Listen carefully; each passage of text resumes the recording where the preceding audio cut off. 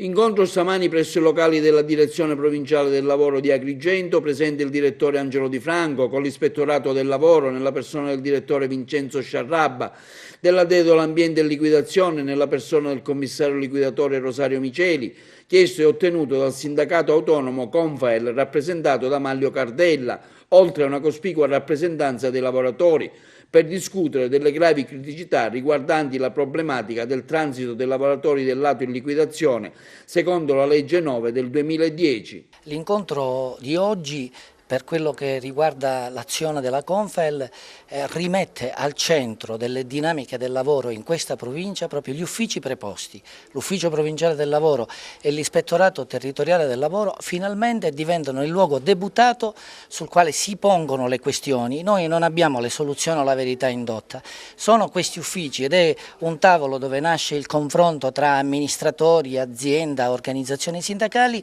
sul tema a trovare un accordo. Una cosa è certa però, è difficile trovare, è complicato trovare un accordo in una provincia dove in 3 ATO si applicano 3 modelli diversi per il transito dei lavoratori. È questo che noi abbiamo sottolineato in questa sede. Siamo grati al direttore dell'Ufficio Provinciale del Lavoro e al direttore dell'Ispettorato Territoriale del Lavoro perché si stanno trovando oggi metodologie che sono quelle che vanno nella direzione dei lavoratori. Vogliamo che i lavoratori, ove debbano transitare, devono aver assicurato il TFR, tutte le indennità pregresse maturate con gli ATO in liquidazione, gli eventuali passaggi di qualifica e le richieste che oggi si trovano in sede di sezione civile o del lavoro, quindi non devono rinunciare a nulla e devono continuare a fare il loro lavoro.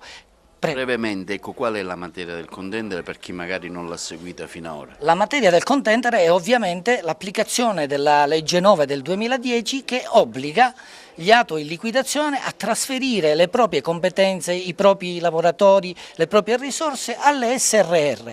Bene, questo transito secondo noi doveva avvenire con passaggio diretto ed immediato, cosa che non è avvenuta, e dopo senza rinunce da parte dei lavoratori. Siamo qui per tutelare i diritti dei lavoratori e soprattutto siamo qui anche per fare in modo che i cittadini possano nel tempo pagare di meno questo servizio che si paga oggi in maniera esagerata. Dalla parte della Dedalo che controdeduzioni ci sono?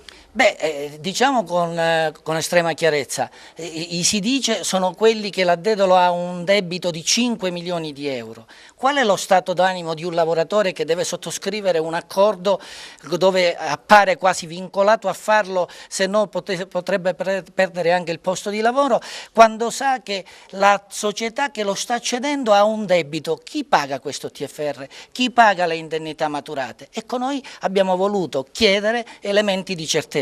Si stabilirà un cronoprogramma, ma solo dopo questo si potrà procedere ad un accordo.